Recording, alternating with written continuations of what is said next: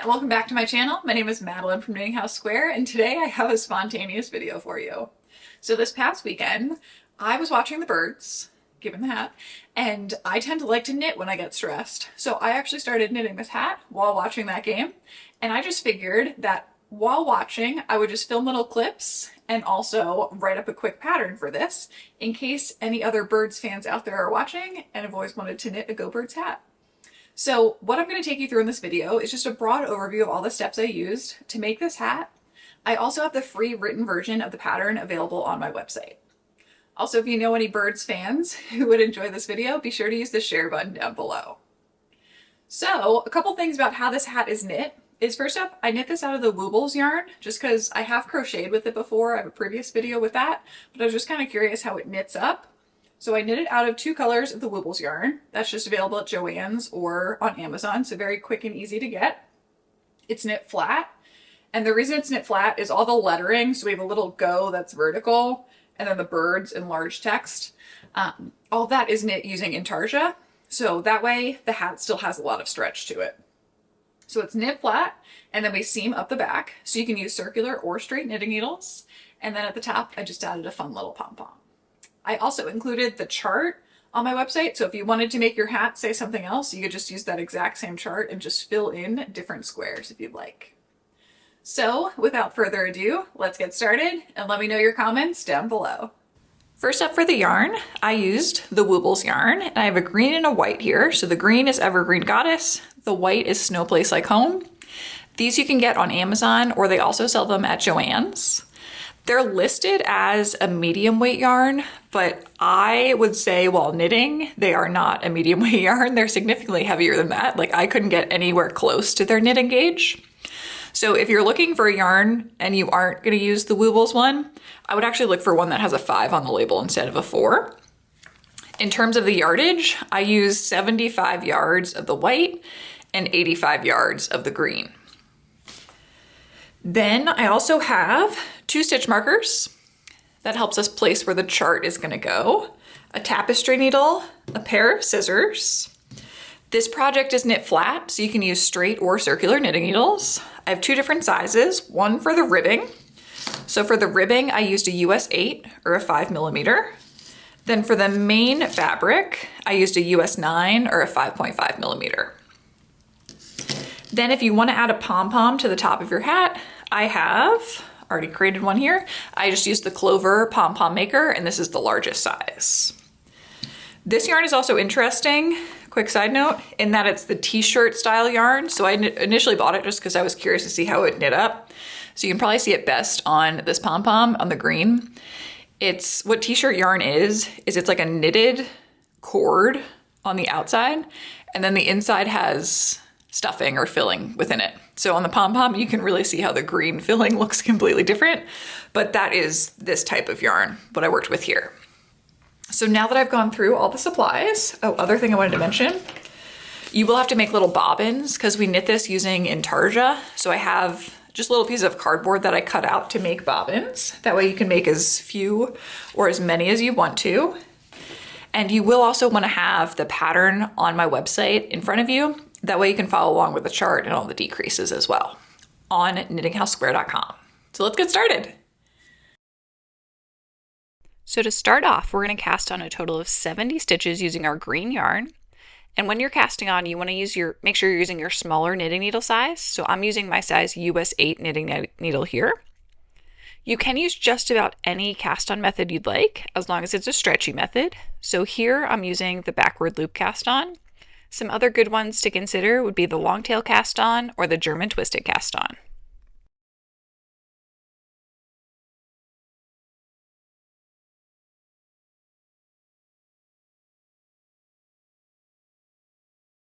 Once you finish casting on, we're going to start working that knit 1, purl 1 ribbing. And as a quick reminder, we're knitting flat, not in the round. So I'm just going to knit all the way across the front, turn my work the knit 1, purl 1 all the way across the back again. And don't slip the first stitch. The reason for that is because when we seam later on, it'll be a lot more difficult if you start slipping the first stitch of every row. So just work the regular knit 1, purl 1 all the way across. I'm going to continue doing this for about 4.5 inches. That way I have a nice brim that I can fold over. So I will catch back up with you once I finish that.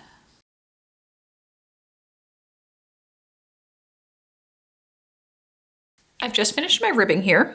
So next up, what I'm gonna do is actually two things. I'm gonna change my knitting needle size and I'm gonna switch from the green yarn to the white yarn. So to do this, you don't have to do anything fancy. I do technically have interchangeable knitting needles so I can switch out my knitting needle points.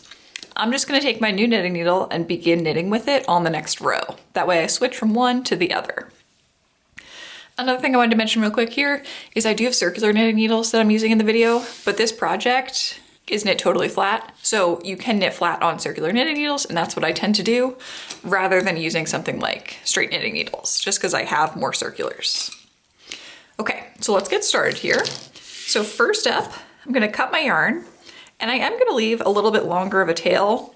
So let's say about 18 inches here, and I'm gonna cut that. I'm leaving a longer tail so that I can use that tail for seaming later on. And now I'm gonna take my other color. So this one is, does it have a name? Snow Place Like Home.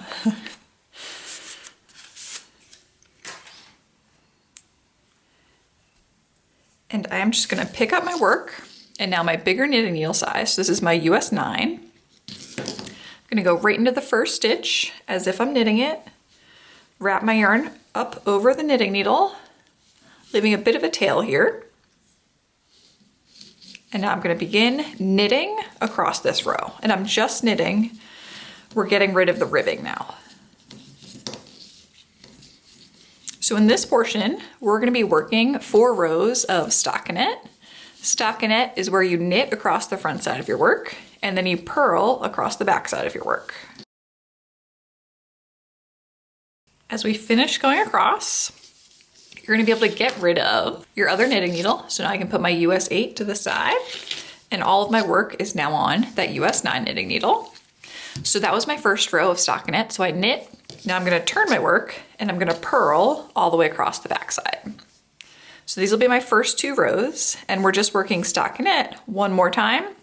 So for a total of 4 rows. So I will knit another row, then purl a final row, and then I'll come back to show you how we're gonna start putting in the letters. Now that I've got my little setup here in the white color, the next row I'm actually gonna start adding in my letters.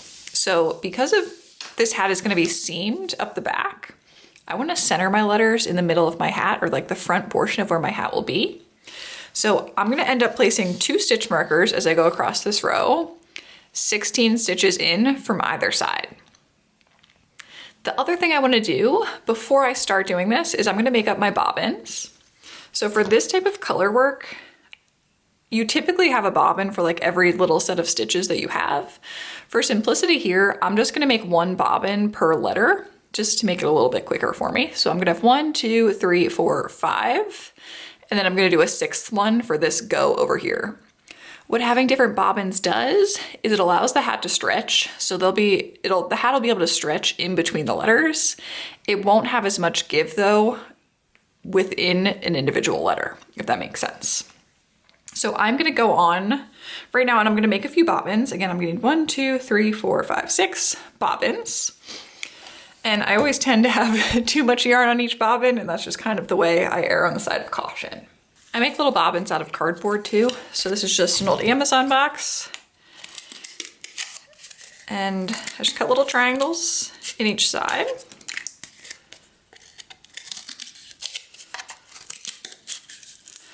Definitely doesn't have to be perfect. And then 1 little diagonal on each side as well.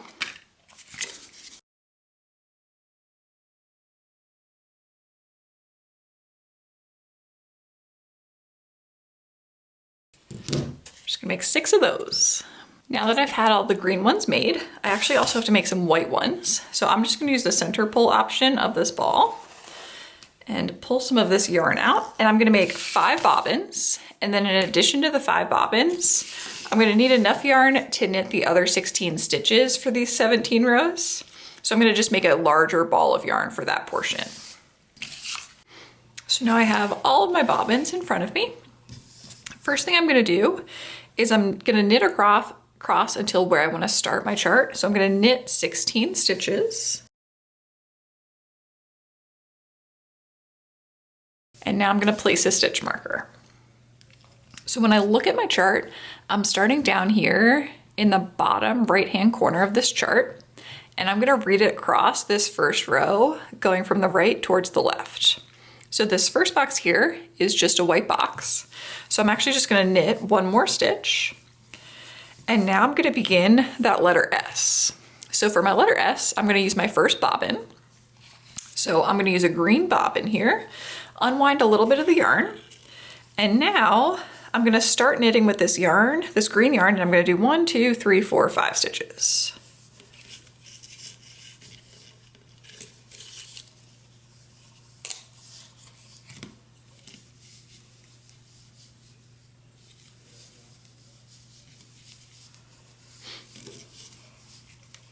Okay, so now I'm gonna secure that.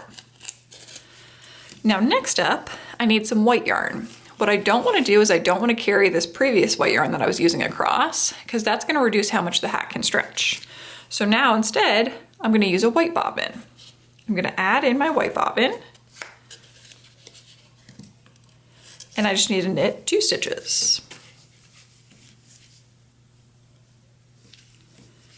And I'm gonna secure that yarn.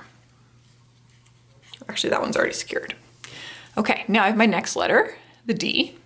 So I'm gonna add in a new green bobbin instead of taking this previous yarn and carrying it across the back. I'm gonna take a new one, and I'm gonna knit 1, 2, 3, 4, 5 with this new green bobbin.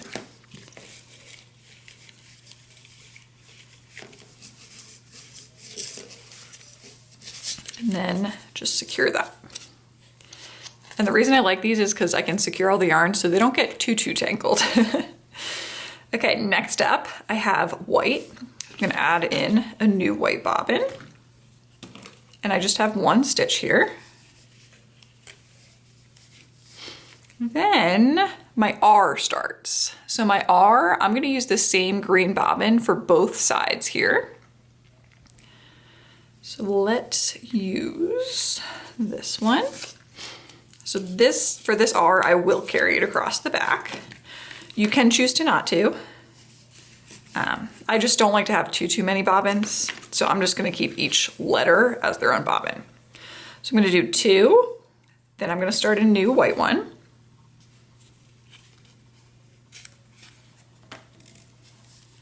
And I'm gonna do 2 in white. And then I'm gonna carry across the back my previous green and do 2 more in green. And then I'm gonna use the same white bobbin again for that one. Okay, so that green and that white is for the R. I'm gonna secure both of those.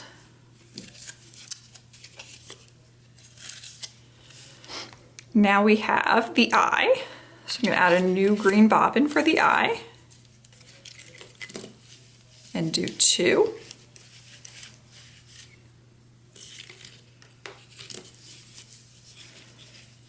New white bobbin here. And I have 2.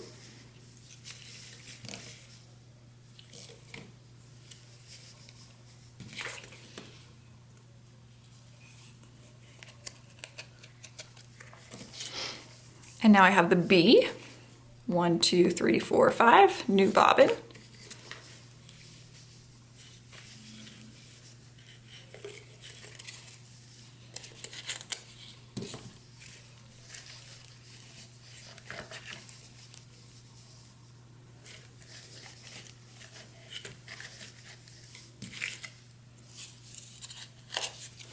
And now where I'm at, I don't actually have to start the go yet because that doesn't start until the next row.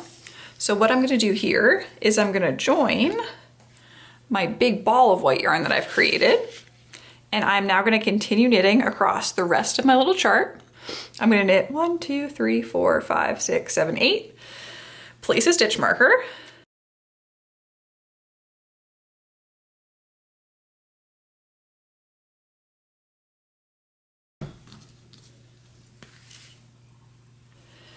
And then continue knitting the final 16 stitches.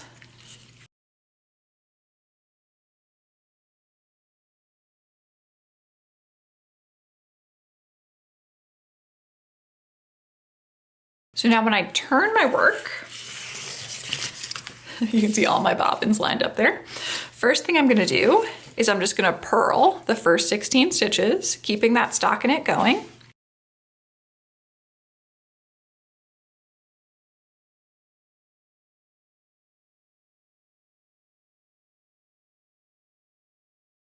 Pass my stitch marker, and now the chart starts. So now as I start reading across the second row of this chart, instead of going from right to left, I'm now going to be using this second row, and I'm going to be going from left over towards the right. So it starts off with 2 white stitches. So I'm going to purl, because I'm on the back side, 2. And now I have to add in that other bobbin, my final remaining one, that's green. And I'm going to purl 3 stitches.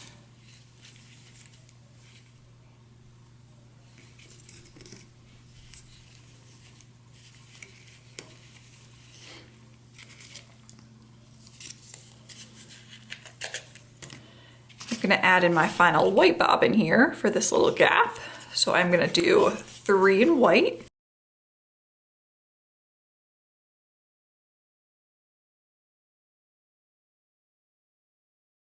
So now, as I start this next B, I already have a bobbin here for the green yarn. So now I'm going to keep on purling the 1, 2, 3, 4, 5, 6. One thing to keep in mind though is as you start purling these green stitches, you want to twist it together with the color you were just working. That helps prevent any holes or gaps from forming in your work. So I'm going to take the white color that I was just purling with, lay it on top of the green bobbin that I'm about to use. And now as I start using this bobbin, just going to catch that white strand. Just have to do that the first stitch. You get a little bit more here. And now I'm going to continue purling the rest of those stitches that I need. So 2, 3, 4, 5. 2, 3, 4, 5. Now here's my 6th one. Now I need to just do the 1 in the white. So I'm going to take the green, lay it over the white, purl 1 more with the white bobbin. And now I'm at the eye, so I'm going to use the next green bobbin. So you just want to pay close attention to which bobbin you're picking up. And there are definitely a lot of bobbins going on. The nice thing about it is you can just kind of keep reminding yourself there's only 17 rows. And you've already done 1.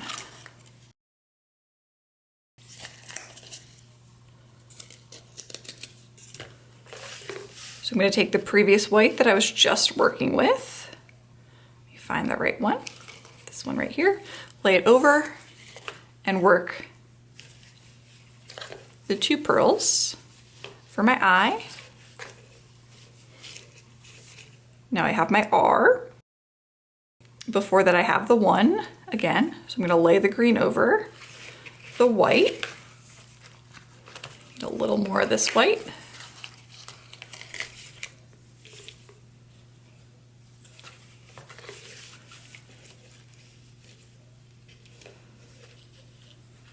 And I'm just going to continue doing this all the way across the row until I get back over to my stitch marker. Once I pass over my stitch marker, I can just purl the final remaining 16 stitches.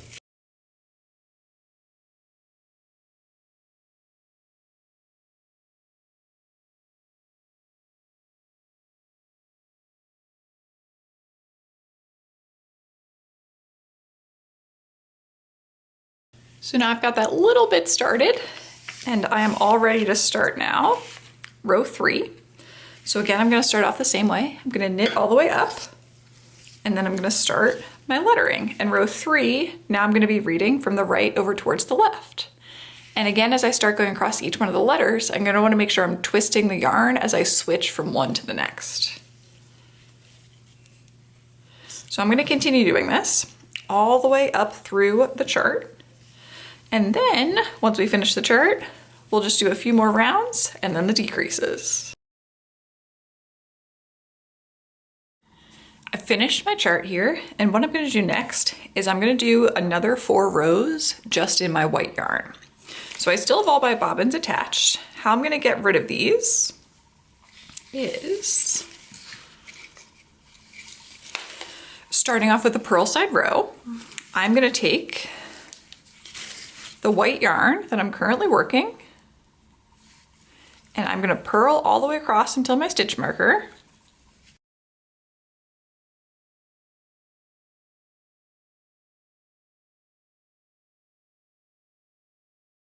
Take off my stitch marker, and now I'm gonna continue purling with that same white yarn. What I like to do is as I get to each one of the different bobbins, I'm gonna cut the bobbin off, and I do leave a fairly nice length tail, so probably about 8 inches there that I can easily weave in. I'm gonna cut that. Looks like I also passed this one. I'm gonna cut this one off as well. So I'm just taking off each one of my bobbins as I get to them across this row. Again, I'm just gonna purl all the way across with this same white yarn.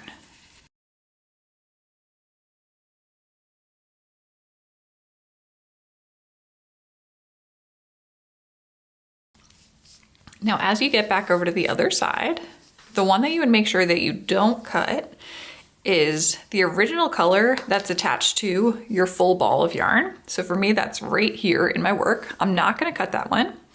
What I'm gonna do is I'm gonna take off my other stitch marker there because I don't need that anymore. And now once I get to the white yarn that's attached to my full ball of yarn, I'm gonna start working with that yarn instead of the other white I was previously working with. So I'm gonna switch over to the full ball of yarn. And now I'm gonna take off or cut that other white bobbin that I was just working with, or for me, it was my full little ball of yarn. Once I finish this row, I shouldn't have any other yarn attached to my work except for the one full skein of the background color.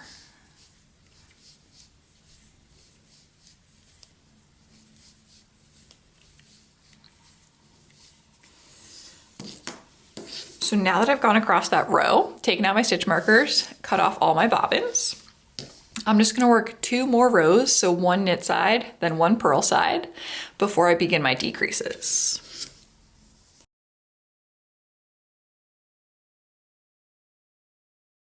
Now we're gonna begin our decreases. So I'm gonna have all these decreases typed out that I did on my website. So if you wanna follow along there, you can as well. We're gonna divide our work into 5 sections. They just started construction outside, so hopefully you can't hear all the beeping. But we're gonna divide into 5 sections, and we're gonna decrease both on the front side of our work and the back side of our work. So to start off, I'm gonna work, other thing I wanted to mention is we're never gonna decrease the first and the last stitch. Those are gonna remain completely separate. The reason that first stitch and that last stitch aren't gonna be part of the decreases is because we need those when we seam up the side of the hat. So starting off with my repeat, I'm gonna repeat knit 12, then knit 2 together 4 times total. And then at the end, I'm gonna knit 11, knit 2 together, and then keep that final stitch separate, so just knit the final stitch. So just showing you the first one here, I'm gonna knit 12,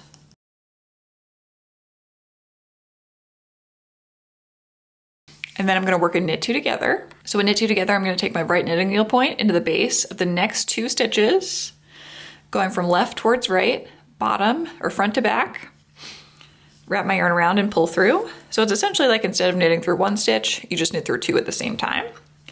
And then that little repeat, I'm gonna do again, a total of 4 times. And for this final one, again, just instead of knit 12, it's knit 11. Knit 2 together, and knit the final stitch. So that was our first decrease row, and now we're gonna turn our work, and we're also gonna be decreasing on the purl side. What you wanna keep in mind is we wanna line up the decreases that we had on the previous side. So we're gonna be decreasing right on top of where we had those knit 2 togethers. Just to show one of the purl side rows here, I'm gonna purl the first stitch. Then I'm gonna work a purl 2 together. So a purl 2 together, I'm just taking my right knitting needle into the base of the next 2 stitches, purlwise, wrap my yarn around and push through. So turning the 2 stitches into 1. And then I'm gonna go down by 1 versus what I did in the previous row. So I'm gonna purl 10.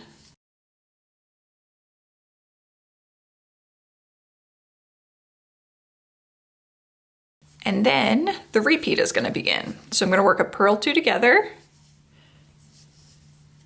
then knit 11, or sorry, not knit, purl 11. And I'm gonna work this purl 2, and I'm gonna work this purl 2 together, purl 11, all the way across the rest of the row.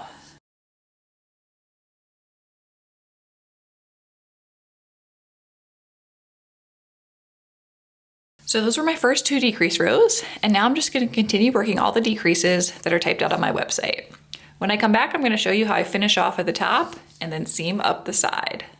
I just finished that final purl side row decrease, and now I'm all ready to start finishing up this hat. So what I'm gonna do now is I'm gonna cut my yarn, and I would leave a fairly long tail here, so I'm gonna leave about 2 feet, 24 inches, and cut that. And I'm gonna need a tapestry needle now.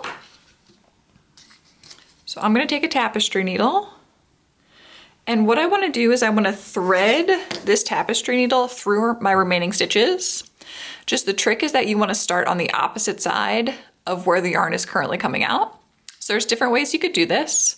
One option is you just start over here, and then you're gonna weave your yarn through. I would do it on the back side. This is fairly easy. If you don't like this method, you could transfer or slip all these stitches to another knitting needle point over here and then just go right from one side to the other. So I'm just gonna go the way they already are and thread my tapestry needle with this yarn tail on it.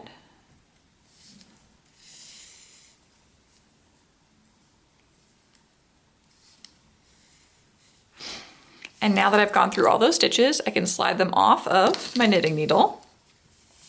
And I'm gonna tighten that up. So that'll be the top of my hat. And now I have to get to seaming. So for the seaming, I'm gonna do this white portion first with that yarn tail I currently have. And all I wanna do is I wanna pick up the horizontal bar that's connecting my first column of stitches to my next column of stitches. So for me on this side, that's all my decreases. And if I stretch out my work, I can see that there's bars connecting the column of knit stitches on the edge to the decreases. On the other side, again, you just want to stretch out your work and look for the bars connecting the first stitch to the second stitch. And pick up either one from each side and keep on going back and forth.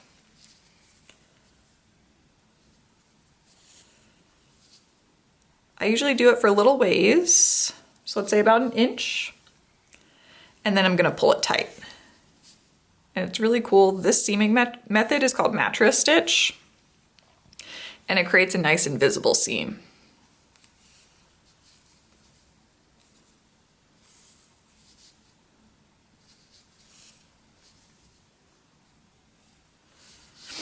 So starting off just like that, and now I'm gonna pull. And when you pull, you really can't tell, right? It looks just like any one of these other decreases, which is really nice. So then I'll continue.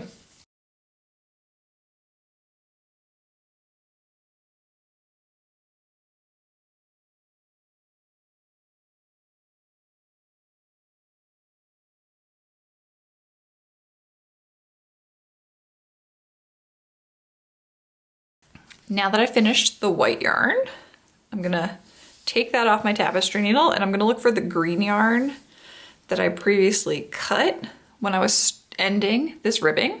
Thread my tapestry needle with that. And now I'm gonna start seaming with this green yarn.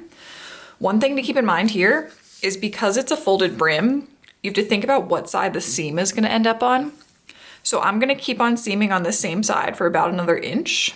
And then I'm actually gonna reverse the hat and seam from the other side for the last 3 or so inches.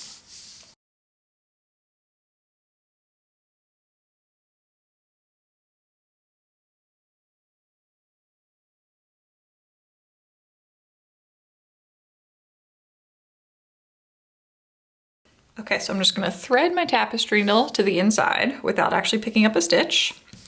Now I'm gonna inside out my hat.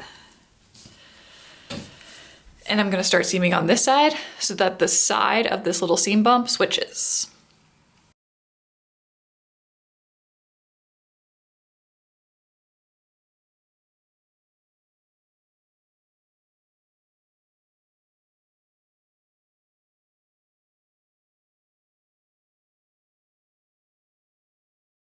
Now I'm all the way down here at the bottom. So final step, I say that as if it's quick. I'm gonna weave in all of these ends and I'm gonna make a pom-pom for the top of my hat.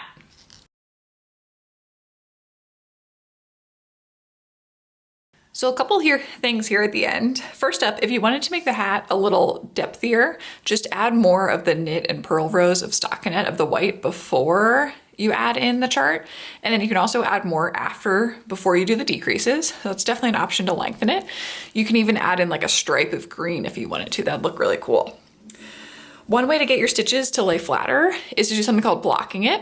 So if you soak this in water and then roll it up in a towel to get a lot of the excess moisture out, and then lay it flat to dry, and I would lay it exactly as it's shown here, like with the brim folded up.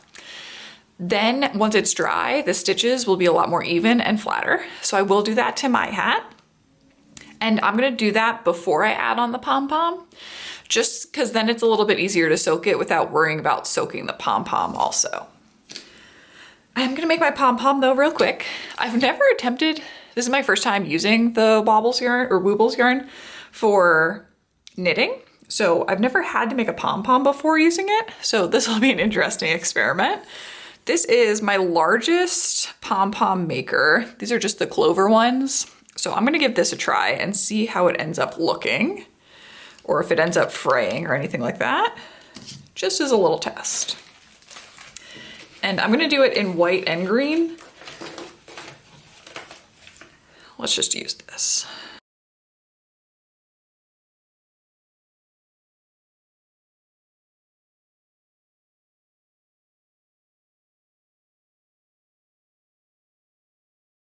That pom-pom actually looks pretty good. I'm happy with that. I am gonna try and attach it so it goes, I think, more sideways rather than the green on top. And you can definitely see like the neon green part inside the green yarn a bit more, but that's okay.